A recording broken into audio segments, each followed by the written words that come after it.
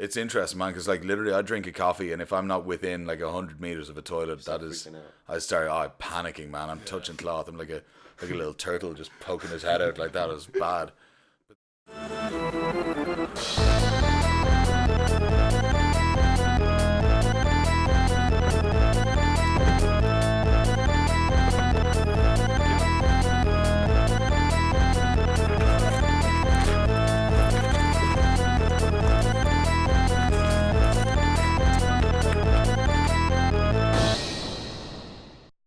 This is Monks in the Trunk.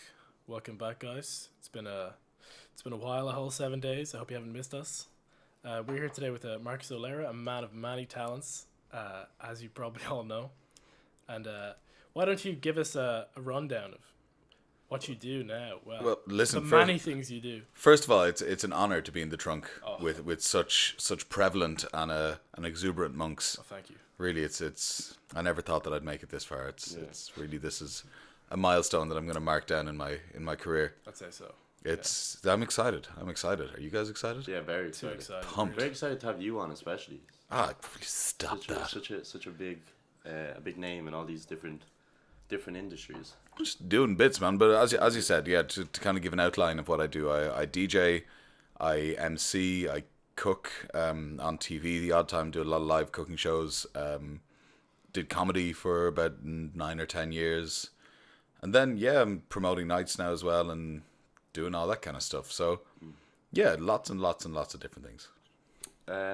What's that hijacks you were talking about? So Hijinks Hijinks is the new night that I'm promoting. So, suppose kind of controversially, and a lot of listeners here would probably know me from DJing Hangar and kind of all that stuff. So, Hangar was my home as a resident for a long time, under the €2 Mondays umbrella. And unfortunately, when Hangar got turned into a dusty pile of rubble, it moved to a venue that, it moved to the South William, which is a cool venue. It's really nice, but it's a bit jarring going from playing in a warehouse where you have 600 people in front of you every single Monday, to playing in a small, sweaty basement. And it's kind of, I was looking at my career and it was the middle of festival season. I was kind of thinking that I need to be continually moving forward in whatever I'm doing. And even though I have a lot of love for the €2 Mondays guys and for the brand and everything, and I have a lot to be grateful for to them, I felt that it was time to break off on my own and start my own thing. And also, I think that dance music in Dublin needs a big midweek night. Yeah, definitely. Yeah, big time. Because I think we got Workman's for Wednesday, for example. Yeah, exactly. So I mean, Dees has been playing in Workman's for must be 5 or 6 years now, and it's the type of thing that everybody needs to start somewhere in terms of the type of music that they like. And say you are a 18-year-old coming up from Roscommon, where there might not be much of a scene or anything like that, and this might be your first step into dance music. Like down the line, that could be somebody who regularly goes to bigger gigs, who supports local DJs, but there needs to be a larger student outlet for dance music and for good hip hop as well. Like that's something I'm really keen on, and I've got a couple of things that I'm working on that aren't really at fruition point yet, so I won't kind of talk about them too much, but that I really want to bring a kind of a night that blends live hip hop performance with some really great hip hop DJs. Yeah. Because there's so much talent in Dublin at the moment, and in Ireland in general. The Irish rap and hip hop scene is really coming up. Yeah. It's getting bigger than ever. And also the one thing about Hangar that everybody liked was in one room you had the Pablo Disco Bar. Yeah. And then you literally walk through like one door.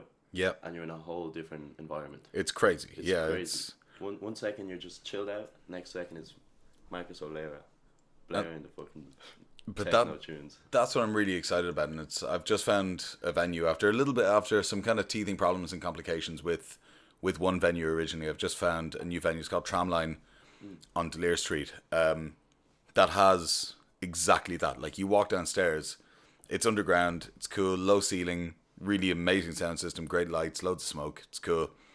But you walk downstairs and there's like, you can go left into the main room which is like 700-800 capacity dance room, or you can take a right into the hip hop room, which holds maybe like 400 or 500 people, and it's two separate entities. Like you're basically getting two nights in one, and you can mix them together whichever way you like. Exactly. I mean, do you know what? It's the type of thing that like people might go and they might be into hip hop earlier in the night, and as their own hype builds and as their own energy builds, they might go, okay, I really want some banging techno, or I want something.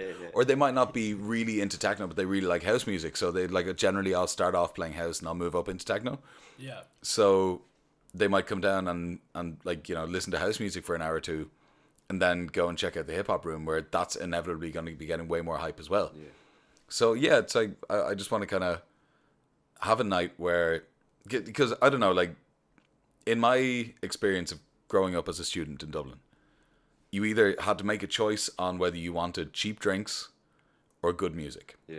Mm-hmm. Like if you wanted good music, the venues I was going to as a student were like, they're all gone now, but they were like Crawdaddy, Tripod, Spy and Wax. You could go in those places and there was no drinks promotions, but there was good music. Yeah. So but you could still go to your Dicey's, your D2s and everything like that and get a drink for, €1 or €2 or €3 or whatever. But you'd be listening to a wrecked sound system cranking out like shite top 40. And what I realized, it's on repeat. That's what really annoyed me when I went to Dicey's. I was like, I've heard this like 3 times already this night. Mm-hmm. And although you're getting drinks for like £2, you're kind of like, this could be better. Yeah, of course. It's kind of like you're getting drinks at £2, but at what cost? It's like, I always find that I want to make a night for people who are into the music, not people who are just into cheap drinks. And we're going to have cheap drinks. I mean, you kind of have to stay alive in the student night industry. And at that capacity, you can do that as well. At that capacity, we can do it. And we're planning some mad shit, man. Like I think we're bringing in a load of cans. We're just going to go and buy like thousands of cans and just put them behind the bar and actually sell cans. Nice. We're going to get a Buckfast bar in, I think. Wow. Because you know what, like one of the amazing things about having a social media platform is you can have direct contact with your fans or people who are going to your nights or anything like that. So it used to be, like you had to think of an idea and implement it, and then if it worked, you could scale it or grow it or kind of keep going with it or take it off the table entirely. But now, like I can go onto Instagram, throw up a question, be like, "What do you guys want in the night?" And within a couple of hours, have 100 responses of people telling me what their perfect night is. And all of a sudden you can take all that data and collate it into something good and basically enhance everyone's experience. So, and I'd say you could try a lot of things out as well. One night you try something out, you realize it didn't work that well, you can just take it out, put something else in. I'd say I'm excited, man. Do you know what it's like? I just think a big room filled with cans and people going mad, like it's the dream. That's students' dream, really. It's my idea of heaven, man. It's like, especially, do you know what it's like? Life is getting expensive, dude. Life is getting crazy expensive, especially if you're a student. Like, I want to give you a drink at $1.50 or £2 and give you something that, like, you pay in and you just have a good time. You don't really worry about it. Yeah. So, but yeah, that's what Hijinks is about. It's just a place to go mad on a Monday. Like it's going to be Monday, is it? Every Monday. Monday. This Monday coming is Black Monday. Which Tramline, right? Yeah, in Tramline. So it's going to be. Yeah, I would love to have some monks there, which would be cool, man. Come down wearing the robes, just go mad. Like, monks make Buckfast, so I think it's only fair. We're just gonna be serving some Buckfast. That'd be mad, man. Do you know what? I'll get in touch with the agency who take care of Buckfast and be like, listen, I have these 2 lads. They're spiritual. It's gonna be good, and they'll just go around just party bombing like Buckfast into people's mouths. That'd be deadly, wouldn't it? Yeah, that'd be I sick. could do that. Yeah. Except like we call it a sacred brew in our bio. Yeah, it is a sacred brew. Really. Yeah. It's beautiful. It is. I mean, do you know what? You will definitely have some evangelical moments on Buckfast. I think that's a given, really. Yeah. That's one certainty. Yeah. How do some people drink Buckfast really weird? They cook it in a pot, I think. Well, those people are. Man, I don't have time for their fucking drama. I'm not. They're coming in here like cooking Buckfast. Like, man, it's not a fucking gourmet experience. Like, you're drinking it to get drunk and like shout at your own reflection in a bus stop. Like, that's like, no, I don't think everyone's gone, the floral notes when you heat this to 61 degrees. Like, that's not what it's about, man. No. Like, just But the thing is, when they're doing that, they're absolutely mashed out of it. So it seems like a great idea. Yeah, we've all done mad stuff when we're mashed out of it. Yeah. yeah. Actually, when I was in college, I was actually fairly late to the Buckfast party, but I remember I was in college with a couple of Northern Irish people. I went to UCD in like 2007, and I was at a college party where these lads who were drinking Buckfast went down to the lake in UCD, and I was was off walking around the block with a girl because I'm a fucking legend, and they came back and they were like, "Oh, Marcus, actually, just don't go into the bathroom." I was like, why not? They're like, we stole a swan. Oh, the swan's from the lake. The swan's from the lake. So My these God. guys just basically necked a load of Buckfast. Well, got a duvet off one of the beds, ran up down to the lake. This must be at like 1 or 2 in the morning, and just threw a duvet over a swan and scooped it up and brought it back to the. And obviously the swan was pissed. Like, wouldn't you be? Like, you're having a kip beside a lake, and these two Nordy guys probably in the Ra just come down. Like, I mean, just kidnap a fucking swan. Like, that's extreme by any measure of the imagination, man. But like, yeah, that was mad. That, like, Buckfast just leads to crazy situations. No one got their arm broken though, so I mean, like, that's a bonus. Right? that's a bonus. Yeah. That's a constant thing, isn't it? Did you guys grow up getting like being told the swans would break your arms? Like, Oh yeah. You ever kiking down the Liffey? It's like watch out for the swans. Yeah, They man. get you. They do get aggressive though. Oh no, I've seen him hiss. You know. Yeah, Big time. man. I've seen him get pissy, but like, I've never witnessed a fatal swan attack. It's just it's such a specific injury Yeah. to specify. It's like in the same way that like if you owe the mafia money, they'll break your legs. If you piss off a swan, it'll break your arms. Like, won't go for your collarbone, won't go for your shin. Just be like just slapping your arm out of it. Yeah. That's it. Swans, man. Here's the swans. Here's the swans. Too right. You know, it's something primal. They just hate the look of arms. You know. They do, man. It's probably because their wings are roughly arm's length, Yeah. but they don't have fingers. It's a shit one. Imagine that. You just got a big fluffy arm, but you can't do anything with it. Yeah. That's kind of Yeah. That's unfortunate. Imagine way to be. if swans had opposable thumbs, man. Stop. That's I don't want to know what they What would do. they do with them thumbs though?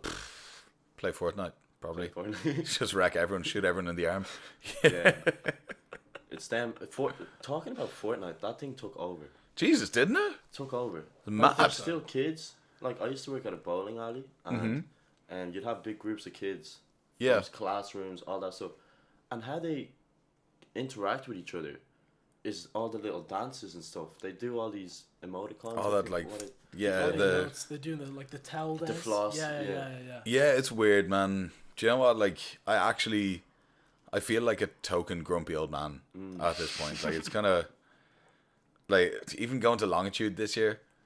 And actually, do you know what? Speaking of flossing, I saw the most like living in the future thing I've ever seen. Like maybe about a month and a half ago. Yeah. I was DJing a private party for the company, the second company of the guy. You know, Ethereum, the cryptocurrency. Yeah. So basically, the guy who one of the founders of Ethereum has a second company that works in like blockchain. Okay. And they were launching offices in Dublin. They had a big launch in the Guinness Storehouse. They asked me to DJ. It was cool. Just got loads of pints. It was lovely. But the Minister for Finance was there, Pascal Sheehy. Okay. And at one point, I looked over and there was 2 girls, I reckon mid-30s, trying to teach the Minister for Finance how to floss at this party in the Guinness Storehouse. So, like, he has his assistant holding his pint of Guinness. Yeah. And I'm like, honestly, this moment where I'm like standing at a cryptocurrency party, watching 2 girls teaching the Minister for Finance how to floss. Fucking hell. It was weird, man. It was like this is going to be my reeling in the years moment for 2018. Even the girl that took the pic with the Pope. Some girl snuck her phone into Croke Park or something. Yeah. When she was going up to shake the Pope's hand or whatever, she whipped out her phone and took a selfie with him. No way. And she was like the only one to get it with him, and it was cool how he tolerated with it, you know. Yeah. And that's similar with the minister. Did he strike a pose? Did he strike a pose? Did he floss? Yeah. Imagine seeing the Pope flossing. Now that would break the fucking internet. episode of Father Ted or something. That'd be mad. Yeah. Yeah.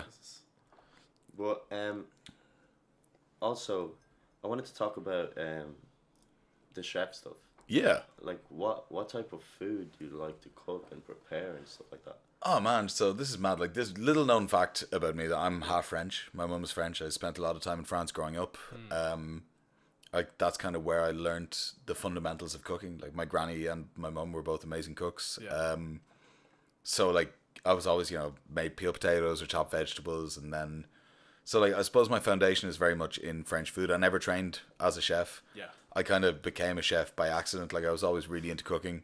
I learned like pretty early that like if you could cook, it would impress girls, and like so I was like, fuck, I'm gonna learn how to do this, man. This is sweet. Like And it's this satisfying. it's satisfying. I mean, It's an art, really. yeah, but like when you're like a fucking 14-year-old boy, you're not thinking Yeah. about the satisfaction No. of tasting something that you made. You're thinking about titties, man. That's the truth. But as I matured, Even just having something that you prepared yourself. Oh, it's nice, man. It is, but it's like, it's really nice. Like, my girlfriend as well is an amazing cook, and like even the fact that we can just cook together and like make food for each other and everything like that. It's a really primal thing. Like genuinely feeding someone is kind of, I always see it as like the most kind of basic human way of showing somebody that you care about them. Yeah. When you think about it, I mean, like, You're looking after the other person. That's all that's going on. it's actually even on our podcast we did an episode on why we kiss and looking into it, and kissing actually evolved from mouth feeding. Really? Yeah. So there's loads of cultures that don't kiss, and it actually, if you look at the food sources that came kind of naturally to those areas, if they were more kind of like if they're more grain rich or any kind of denser food that needed to be chewed, generally what parents would do is pre-chew the food and basically like pass it into their child's mouth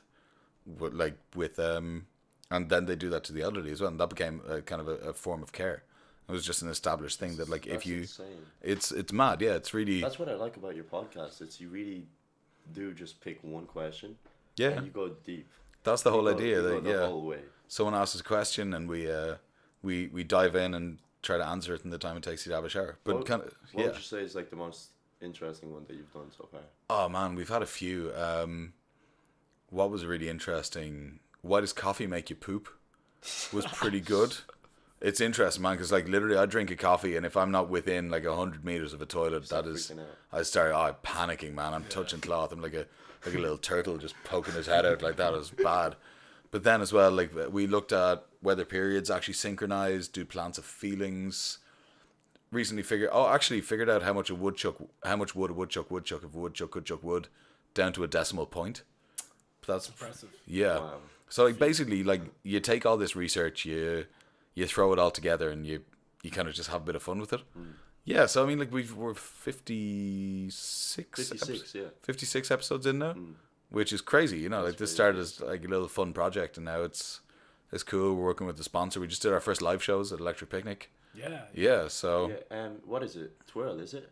Cadbury Twirl. Yeah. Twirl, yeah. Yes. It's funny what you do at the start, where it's like you have a different theory to why they're twirls. Yeah, but you know what? This is like, obviously there is a marketing aspect to it. Yeah. Like the whole It's campaign also- is like, it's what all makes a fun. twirl so twirly? Yeah. Man, tell me how the fuck they make a twirl. I still don't know. Like I've insider connections to Cadbury, and I still a still mystery. could not fucking tell you how they make a twirl. Like honestly, like we went all around the country. Yeah. We went to Cork, we went to Maynooth, we went to Dublin, we went to a couple of other places, and we were just asking people this question, like, how do they make a twirl so twirly? Okay. And like, How like, would you say? How would you say? I see it now. I'm gonna take my geologist's knowledge here, Mm. and the way rocks form when they're flaky like that is aeration while they cool. So I'm gonna Yeah. say that when the flake is at its flakiest or at its Yeah. hottest, even you run jets of air through it. So when it cools really rapidly, you get tiny little sheets. You know? See, that's one theory, and that's one like theory, that's yeah. pretty good. I actually like that. But then, What's your theory? see, that's like I actually think that they might operate with a kind of a spiralizer, that they take like kind of semi-molten chocolate that's like in either a large block, and they just like shave layers of it while it's still kind of like Yeah. in a semi-liquid state. Yeah. And as they're shaving it, there might be like a jet on top of CO2 or something, Yeah. just cooling it down. But again, like some people were like, maybe every twirl on the inside is the same, and there's a mold that they push them through. Like, man, like This is literally like. Maybe it's not an accident and nobody actually knows why it's twirly. But maybe they're just maybe like there's one guy in the factory who just like he has a whole section of the factory to himself. And honestly, man, like falling into thinking about this is like falling into like Illuminati like theories. It's genuinely like I've thought about this for hours, and like do they maybe get one thin sheet and scrunch it up? I don't know. They put it. Oh, that could. I didn't even think about that. Yeah. Oh my god. And then, but seriously, the thing about it is it has the chocolate on the outside, so they can make anything work really. But then how does the chocolate on the outside if the inside is cooled? Because actually, here's a fun thing: it's different chocolate to a flake. Yeah. Really? Yeah. So here's a fun experiment. Get a flake and try and microwave it, and it doesn't melt. Get a twirl and microwave it, and it completely does. Yeah. So I always thought that flakes are a lot flakier. They are. They're much so crumblier. You'd actually be like covered all in chocolate after having a flake. Yeah, exactly. But like, that's the thing. So I think flakes have like maybe a higher starch content or something like that. But twirls, how they actually get a fairly thick chocolate casing on it without collapsing the internal structure of a twirl. Man, listen. That's some high grade secret stuff. It is, man. It's like you never think that Cadbury are packing like National Treasure style, Nick Cage stealing the formula style chocolate secrets, but Willy Wonka chocolate factory stuff, really. Seriously, man. Yeah. So it's mad. That's insane. But yeah, that's what I love about cooking. That you can come up with stuff like that, and like you can take satisfaction from looking at something like that and go, no, I don't know how that happens. Yeah. And what would be like a dish that you like to prepare? Like, oh man, something you'd be like really good at, something you're proud of. Something I'm proud of. I love things that take a long time. So like, say recently I made some like short ribs that I cooked for like 12 hours, like that kind of thing. Yeah. But as well, what else fondant potatoes, man. Oh. So simple. But like, you just get a nice waxy potato, you cut it into like an 8-sided column. You said just in a pan full of butter, oven safe pan full of butter. Get the raw potato, like just put it top side down until it's golden. Flip it, pour a mix of chicken and beef stock into the bubbling butter. Then put the whole thing in the oven and let it cook until the stock basically reduces to a glaze. And you have these potatoes that are like caramelized. Yeah. They're baked, but then they're also covered in like this glaze. That's beautiful. Like, it's the best side dish of all time. Like, no one ever, because they're such a classic old school like cordon bleu style thing. Like, when you whip them out, people have never seen them before. It's like pomme d'Ayan as well, like, where you get mashed potatoes and like you basically like you make a base, then you put a frozen kind of block of beef stock or a demi-glace in the middle, and then you pipe it all around and you bake it. So when you cut it into it, you basically just have like a mashed gravy explosion. Man, like that's the truth. Like that's good stuff right there. It's dank. So. Yeah. And I'd say like that the chef's sort of life. You're a professional chef now, really, aren't you? Do you do much? Like, is it full time? No. So basically, I became a chef completely by accident. I was working as a waiter in a place. Yeah. And it was a small place, actually just around the corner from here in on Eli Place, a place called Coppa. Yeah. So I was working as a waiter, and it was my friend Fede. He was the head of the restaurant, and then his sister was the chef, and their dad passed away very suddenly. He had a heart attack in Italy, so they had to go back and take care of affairs, and they decided to stay in Italy for a few months. Yeah. To kind of help their mum, but that left us without a chef. So there pops up Marcus. Yeah, I was like, listen, I can probably make all this stuff. Just like, if there's a recipe for one or two of the things, show me, and the rest I'll just wing it. And then 3 years later, I was still cooking, and we were doing all the private dining for the RHA and doing food events and everything like that. And then I was still DJing and still doing a lot of stand up on top of that. So like, that was fairly kind of heavy in terms of. I'd say so. Yeah, it was like 35-40 hours in the kitchen every week, and then probably 3 or 4 gigs a week as well. And how do you balance like that intense a schedule? Like, I always think that like it's because obviously like I do a lot of stuff, and I do it fairly visibly. Like, I plaster it all over my Instagram and everything. It's like a lot of people ask, how do I strike a balance, or how do I do anything? And it's like, this didn't happen overnight. Yeah. It's like, in the same way that if you're going to the gym and you start off trying to lift like trying to squat 200 kgs, like you're gonna die. Yeah. But like if you go in, you start and you build up gradually. Yeah. Eventually, like of course. you know, Consistency. yeah, you just be consistently busy, and like you will learn how to manage your schedule. You'll learn how to manage professional relationships. You'll learn how to just kind of put your blinkers on and just get your shit done. Yeah. Time management as well. I'd say you just have that down to a T. You'd think that, man, but like I do not. No. No, I'd definitely like to be better at that. You know, it's But even that's what it's usually just go with the flow. You know. Yeah, man. See Just what happens. Even popping in here. Cheers for coming down, because like, that's you all seem good, like man. such a busy dude, and it's good to. But it didn't seem like it was such a hassle to get a hand of you. You know. Not at all, man. But All like it you have is to consider that like me being busy might mean that I'm working just one night. 12 hours a week. Yeah. I'm not busy in the way that like I look at somebody who's working in an office for 50 hours and I'm like, fuck, man, you are busy because you have to be there from like 8 till 5 or 9 till 6 or whatever, and kind of might have to do some overtime on weekends. Like busy for me is like I might be doing a lot of gigs, but those gigs only take up a short window of time. Yeah. And the rest of my time I have to kind of balance everything.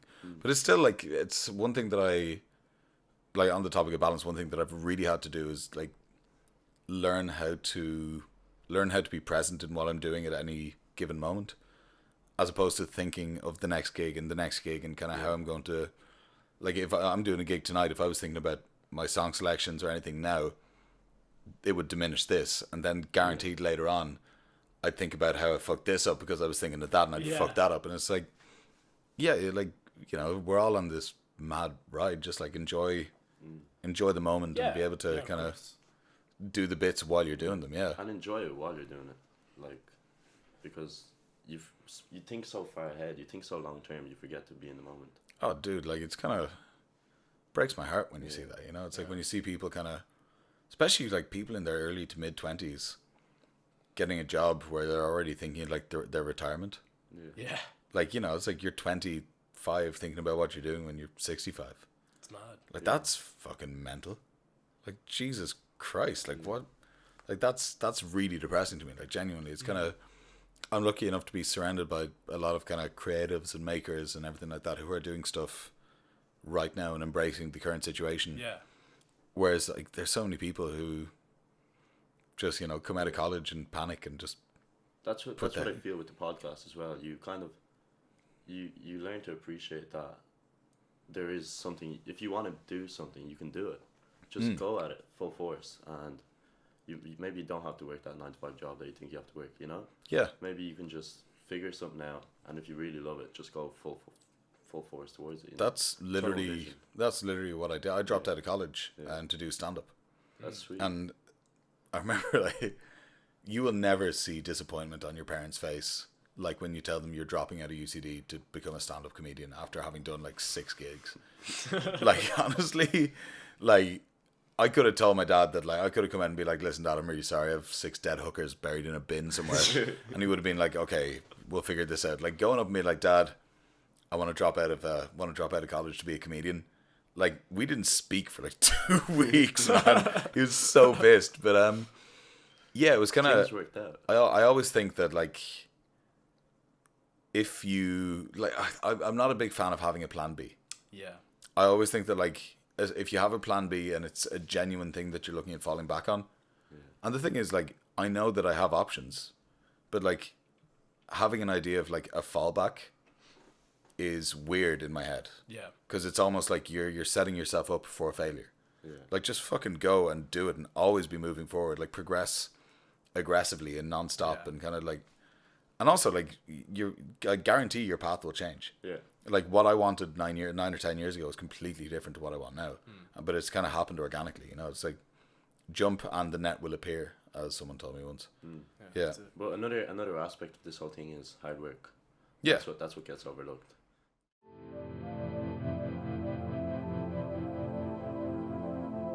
We've had a short intermission, but we're returning to Monks in the Trunk with me, Mark Solera, child superstar and general sex symbol.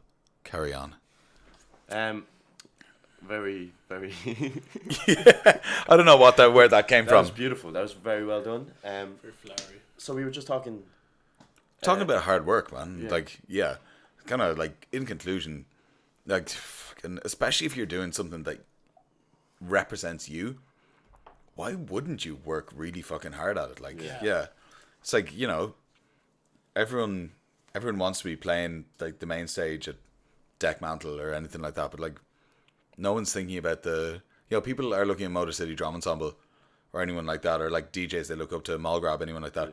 How many free gigs did he play in pubs or like mates parties or anything like that to get there? Like how many, like think about like that. I guarantee you there's no success story who doesn't have a whole chapter of his or her, their lives just where all they were doing was shit.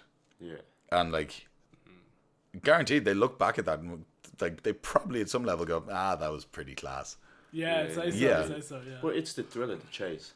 Oh man, absolutely. I love it. Like, yeah, I think it's sick. Every day you're like looking forward to it. You know, you're probably the same. You're running around to all these things and you're always excited to do it. Always excited, man. But it's crazy. It's like there's the ever changing goalposts as well, though. You know, it's like it doesn't matter what you're doing, whether you're a graphic designer or a comedian or an actor or a DJ or a singer or whatever. It's like what I said earlier about the things that you want like now are going to be completely different to what you want then. Yeah. Like I know that the goals that I have for the next year, like once I hit them, it's not like crossing a finish line. Yeah. The finish line has gotten 10 times further away. Like, and it changes constantly. That's what's really exciting about it. Is like you never have full satisfaction over what you're doing, but in the most positive way you could ever imagine. Yeah, it makes you better. It only improves you as a hard worker, as at what you're doing. And that's what the whole 9 to 5 vibe. Some people love it. Don't get me wrong. Some people love it, definitely. Yeah, it. And kudos to them. Yeah. Like, man, they're like some people. Like, I know people who like literally from the word go were like, I want to have a family, I want to have kids, I want to have security, I want to have a good job, I want to have a sports car that I can drive at the weekends and a saloon that I can drive my kids to soccer practice in. Yeah. And that is for some people. It's probably for a majority of people, to be honest. Like, that's kind of what society's built on. Yeah. But it's not for any of you guys. Yeah. I don't think. It's not for me. And that's okay. Yeah. And it's never been more okay than it is now. You realize that. You realize that you can make it okay. Like, that shouldn't be the way out. But even you have to think about all this stuff that all these successful people had to overcome. Like, for example, dropping out of college, maybe absolutely changing all of their friends, you know? Yeah, oh, definitely, getting rid of some friends who maybe didn't punch them. Yeah, you will, like, I took a lot of shit when I dropped out of college. Yeah. Dropped out, and like, completely changed my social circles and everything else. But as well, like, we're talking about hard work. My motto in life is don't work hard, work smart. And that's like, but I mean, the two go hand in hand. Like, you're obviously still working hard. You're working smart. You're working hard, but just smart. Exactly. Yeah. You're still putting effort in, but like your effort is like focusing on specific areas. Yeah. Efficient effort. Yeah, exactly. Yeah. That's all it is. That's all it is. Yeah. But yeah. I also wanted to say, you can do it, buddy. I can do it. I'll get it back to me. I believe in you. The people who inherit tremendous wealth and stuff from their family. Yeah. And you think that they had it easy because they got this stuff handed down to them. But I still believe that it's so hard to do that, to inherit something like that. Oh, like man, absolutely, Trump, for example, people say, he borrowed 1 million from his father, like it's nothing. But look what he built from it. I know his dad handed all this stuff down to him. But you have to appreciate what he built. And as a businessman, like... I think the whole concept of privilege is something really interesting, especially when you look at... Because wealth is never just wealth. Like, this is the thing, like, no one who's ever inherited $1 billion didn't have everything that went with that. Like, actually, a really good example of this is Geordie Shore versus Made in Chelsea, right? And I know that's both trash TV, but bear with me here. Like, I haven't seen either. Yeah, well, you're better off. Like, so basically, one followed a bunch of guys from Newcastle, guys and girls from Newcastle, who were basically like, and I only know this guy, like, I did a series of gigs with people from both, and the difference is astounding. So, like, one followed a group of guys and girls from Newcastle, who they literally went into, like, the equivalent of coppers in Newcastle, and just found, like, the biggest, buffest, stupid dudes, and, like, your most kind of, like, basic fake tits and ass kind of girls, and just, like, followed them around. But then Made in Chelsea, they were taking, like, you know, the kind of the upper echelon of London society and following them around, right? Yeah. Now, both of these people, or both these groups of people, made phenomenal amounts of money. Yeah.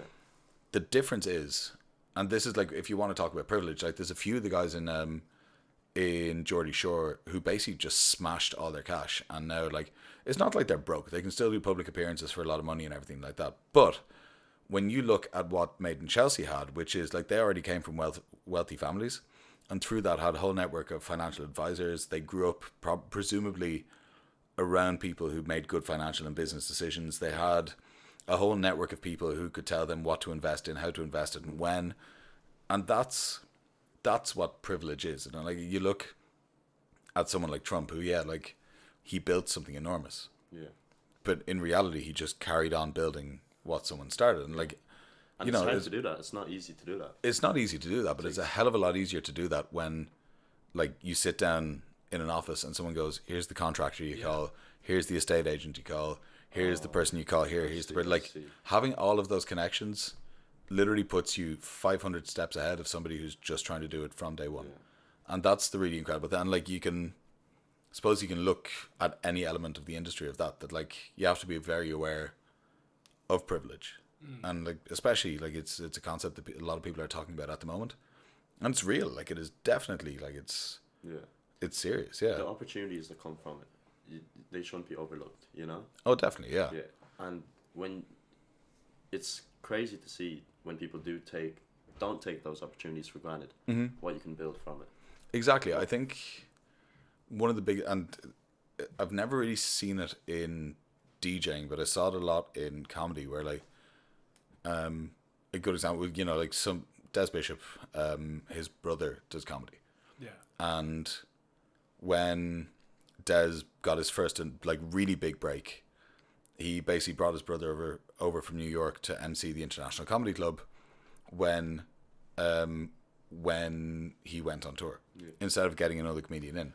Now Aiden's a buddy of mine, and like he really struggled at the start because he's basically put in this position due to his links rather than his skill. Got a lot of backlash from that, but he's worked really, really hard and actually built something from that. But I mean, like, it's kind of networks are powerful. That's what you have to realize. Networks are powerful, but I mean, like, if you're not good at what you do and you get in somewhere based on like who you know rather than how good you are, then people will hate you, man. Yeah.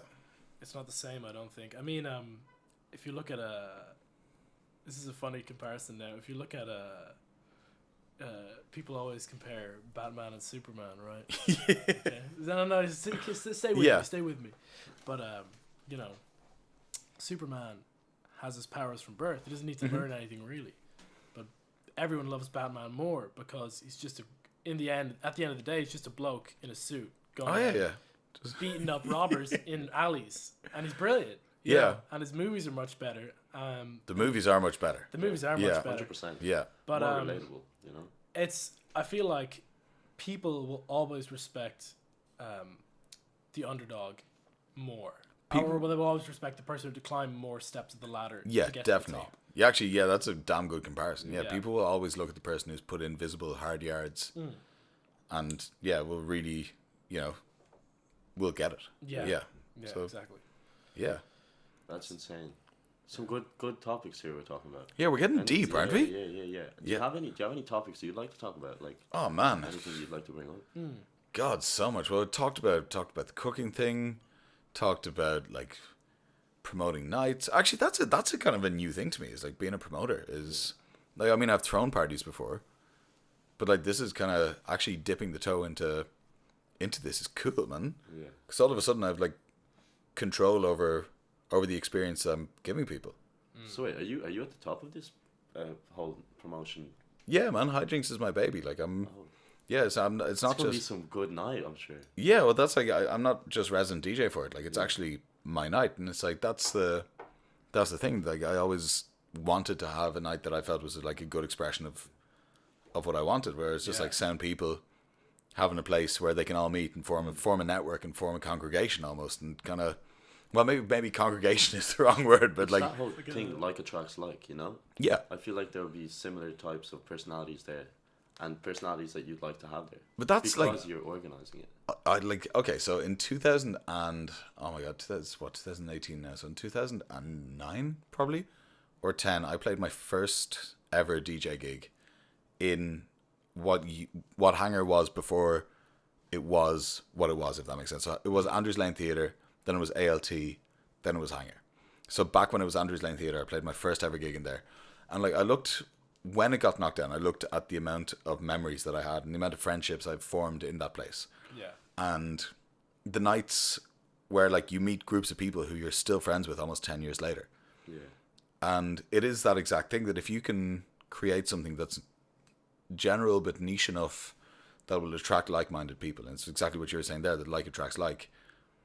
If down the line, you know, somebody met their girlfriend or boyfriend in my place and they end up getting married, or somebody met a business partner. Think of all the people that met at Hangar. Oh man, like it's bonkers, isn't it? That's like insane. when you think about it, like kind of, yeah, like we were doing like on average 650, 700 people every week for like pretty much 2 years. Yeah. Like obviously there's a lot of return custom, but that is a hell of a lot of people. Like that is a hell of a lot of people. But even for you, I'd say for you to look at Hangar being knocked down was an opportunity for you to start up this Hijinks. Yeah, definitely. You know? It was kind of the spark to the fire. Yeah. So it's like a turning point for the better. Yeah. And that's what there's a lot of people talking about. Oh, Hangar being knocked down, where to go? You know, it What's went. next? It was gone, man. Yeah. Like this is the kind of thing that like. It just disappeared. That's the crazy thing. Yeah, it was, but it was what it was. There was never going to be a Hangar 2, if you want. Like you're never going to get another warehouse space in Dublin city centre that was like raw brick and just like kind of unashamedly a bit shit, but in the best way possible. Like that's like that's you were never going to get that again. So I mean, like, yeah, if you actually, it's a kind of a thing that usually you apply to relationships, but it's exactly that thing that like. Hangar or any nightclub that you love or any relationship that like when you look at it, it's like this perfect little kitten that you're hanging around. Like that's what it is in your hands, and it's like if that changes and you're still kind of going on, you're sticking to this thing of being like, where's the new Hangar? What's going on? And like you're just like you're looking at this thing like the kitten might be fucking dead, but you're still carrying around being like, where's this new thing? Yeah, it's like you're kind of carrying around the old dead cat. Like, you're hanging on to the old idea of something, and all of a sudden you're just a weirdo carrying around a dead cat. Because I remember last year during Freshers Week for Trinity, one of the nights were in Tramline. Yeah, oh really? And it just started, it was just new. Everyone was really hyped to go there. Yeah. And the one thing I liked was the futuristic aspect to it. All the yellow lights. Yeah. It's got nice like lighting in it and stuff. It's a really sick location, and like you're saying, the 2 different rooms. You've got the 2 different rooms. Yeah, it's actually like the system in there is nuts. So basically, when they opened, it was going to be like a pure live music venue, but now they've realized that like there's so much market for student nights and for like actual right next to Trinity as well. Right next to Trinity. Smart. And it's not on Hardcore Street. So there's none of all that competition. Like. Exactly. Yeah. So well, that's a blessing and a curse. You know, at least when you're like we were looking originally at Opium. And like there, you have so many people congregated in the area anyway that you just get like a certain number by default. Yeah, they're just walking off the street like. But what I'm looking at here is the people who are going to come want to be there. Yeah.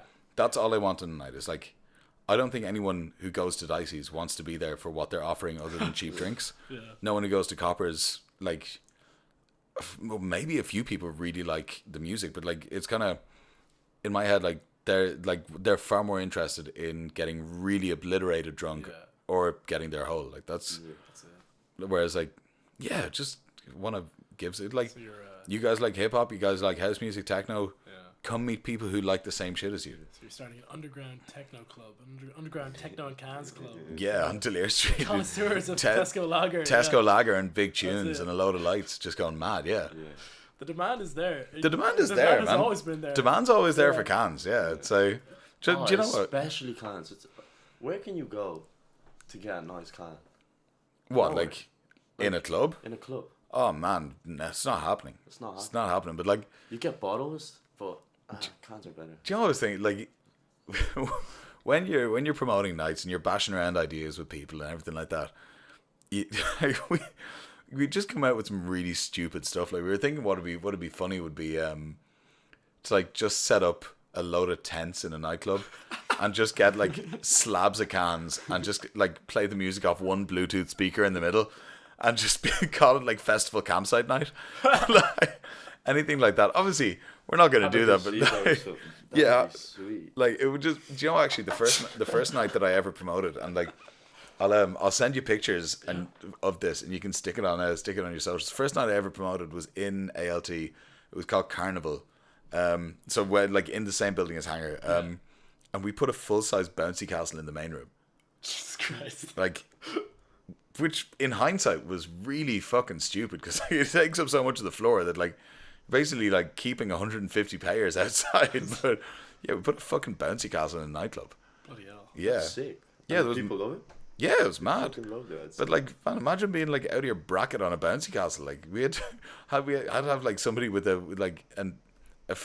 form outside to be like, if you crease yourself, if you break your legs, like you can't sue us. Like just people being out, just being like, but like, yeah, man, there's been some mad shit in Dublin. A mate of mine used to run a night called Octopussy, and he had like a load of in what's now the Academy. He had like a load of hot tubs. Jesus In the- Christ. In the Academy. Like he would bring in hot tubs and just people would get in, would just strip off and like get into the hot tubs. In the Academy. Like, man, there's But see, it's fucking, stuff like that makes nights memorable and stuff, you know? yeah, just mad shit, man. Yeah, mad stuff. And that's what's good. But Anyway. I think that's the key of life. Yeah. Oh, it Like is. no one ever remembers things being completely normal. People remember weird mad shit, shit, man. yeah. And if you can like give people an experience, whether it's food on a plate or whether it's a conversation or whether it's like 4 hours of music in a basement that removes them from themselves enough that they can actually buy into the mad shit, then fuck, man, you've done your job. Like that's You want to be giving people something they're talking about in 5 years to their mates. When Yeah, For man. example, look, Smash. you just told us a man's castle story. yeah, That's a perfect example. perfect example, man. It's like, yeah, it's just like It's crazy. live for the mad shit, you know. Fucking Words- normal, and be normal. a mad Just bastard. That's another thing. do you know what? Actually, this is something that I do want to talk about. This. So I do Bingo Loco as well, and we're doing loads of college shows at the moment. Where's this? So Bingo Loco is like rave bingo, and we do them all around the country. This one just at Vicar Street and all that kind of stuff is fucking mad. But like, this is something that I've like, because I've been doing student gigs for about 10 years, in terms of like comedy and everything else. And students are getting so much more self-conscious. Like we were just doing a gig in Galway there, and like we tried to get two girls to have a dance off for like a couple of cans or for a prize or something.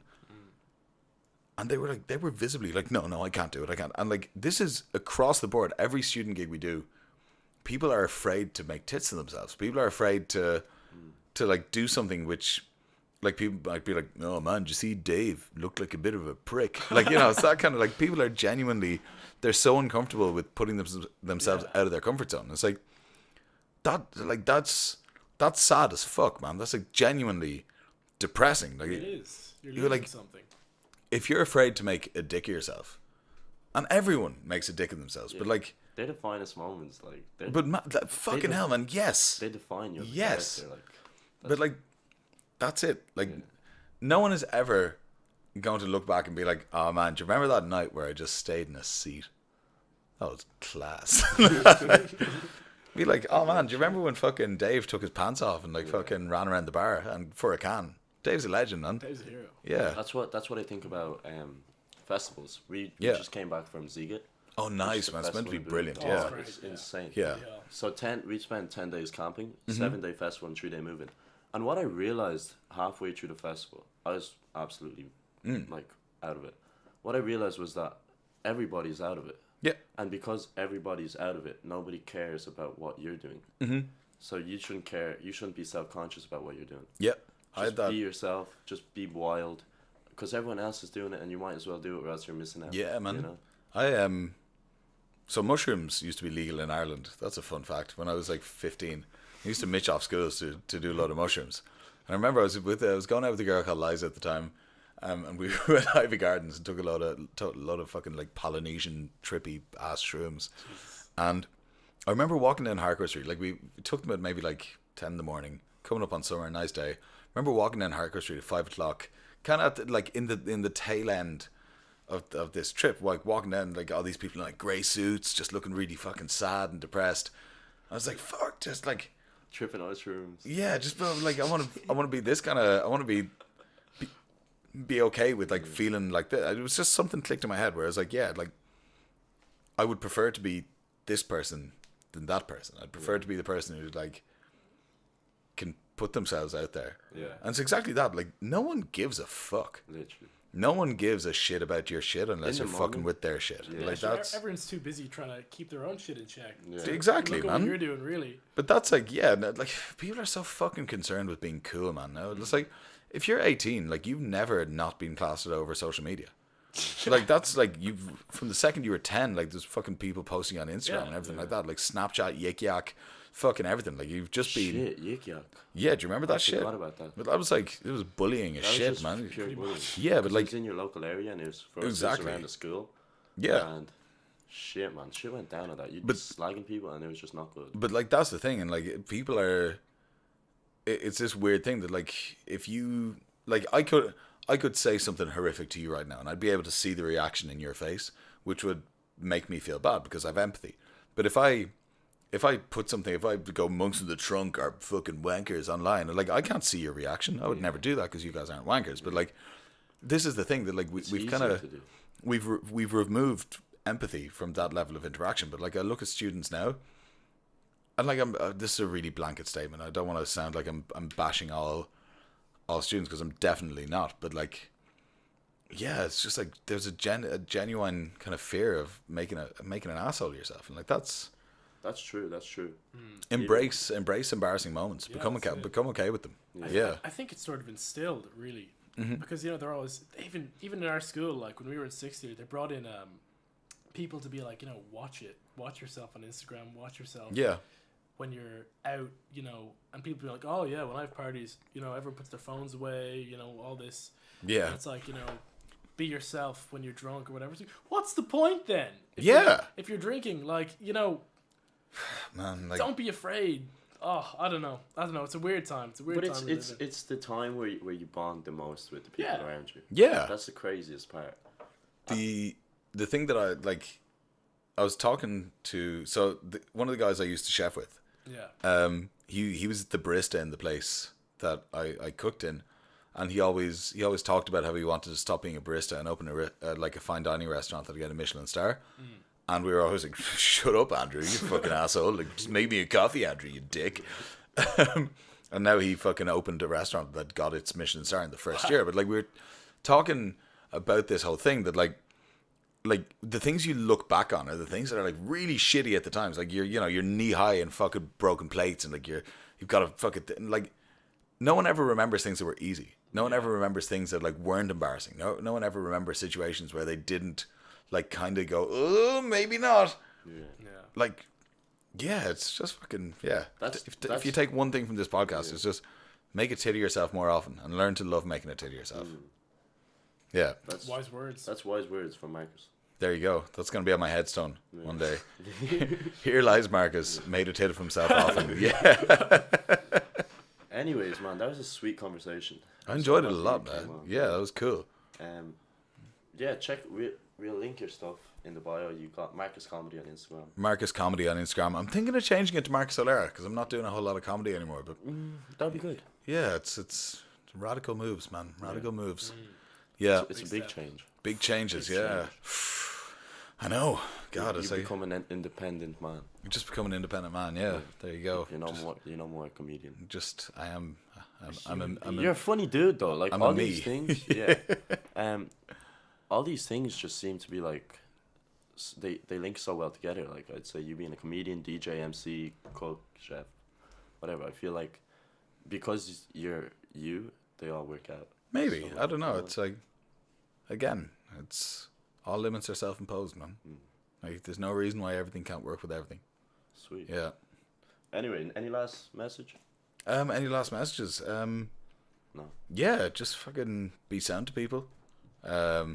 Like try and always do something positive every day. Smile at strangers. You never know who's having a shit day, who you know, whose day is going to be made that a little bit better by you giving them a little. Yeah. Sweet. So yeah, and then just be sound always, and that's and it. be yourself. Be yourself, man. That's important. And make it to yourself. Make it to yourself, man. Anyways, Yeah. thanks for tuning in. See you later. See you guys next week. Peace.